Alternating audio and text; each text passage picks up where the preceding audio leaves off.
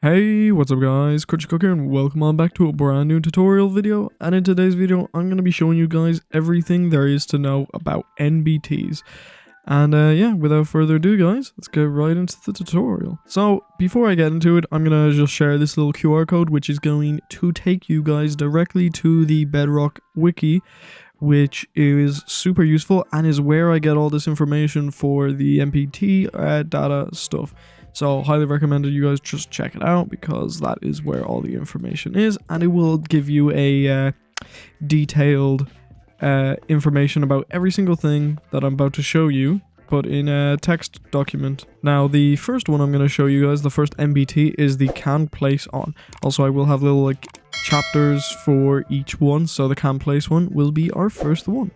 And essentially what this means is you can only place this cobblestone on any version of a planks. So if I go ahead and place some oak planks around here and I go game mode A, I will only be able to place the cobblestone on the planks, like so. Now the way to do this command is really quite simple.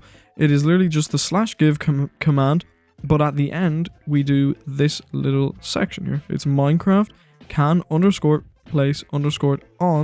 and then blocks, and then inside these little square brackets right here you can put your items. So instead of planks I could put dirt, and then what you can do is you can add more items onto here. You can do glass, and then when I give myself the item it will say glass and dirt, and it will actually show you which items you can place it on. So I can place it only on glass. I don't think I can place it on the stained glass, but I can place it on coarse dirt and normal dirt. So we will see in a little second here. So if I do game mode A and I go to this, you can see the highlight, but you can't place it on the stained glass, but you can place it on the normal glass. Now that was the CanPlaceOn NBT data, and we're going to move on to the CanDestroy. Now for the CanDestroy one, we have every single plank and every single wood type. So if I grab myself some planks, it's kind of the same situation guys. Very easy to understand. This axe can only break planks. It can't mine anything else in the game. You can only mine planks. You can't mine the buttons, you can only mine the planks. Now the way to do this is quite simple. Again, it's going to be Minecraft can_destroy, and then we have blocks, and then inside these square brackets we have yet again the items.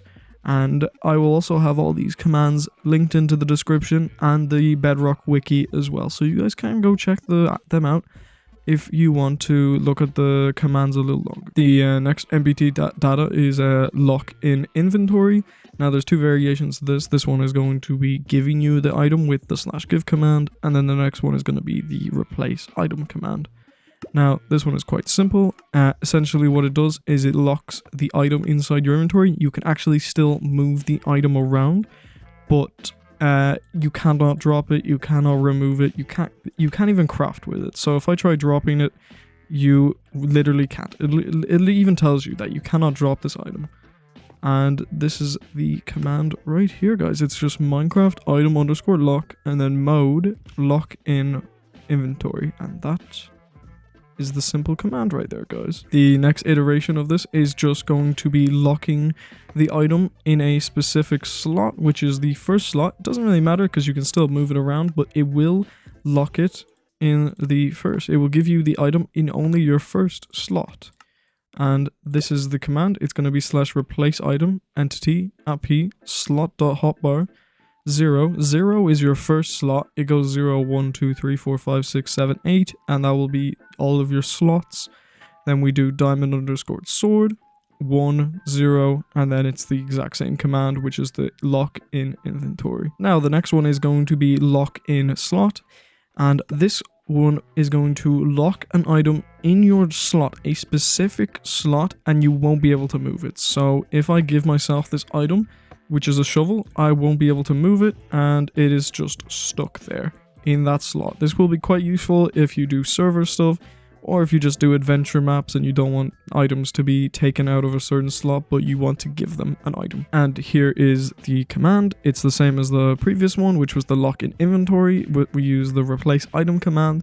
and we're going to be using the NBT Minecraft item lock mode lock underscore in underscore slot, and that is the lock in slot command NBT data. Now finally guys, we have the keep on death NBT. Now this item will basically just you won't lose this item when you die. It even tells you this item is not lost on death, which is quite useful to know. And you can actually mix and match this with the item lock in slot. I'm not going to get into that right now in this video because I didn't want to, but if you want to go check it out, the website has a detailed documentation on it, so you can read about it over there.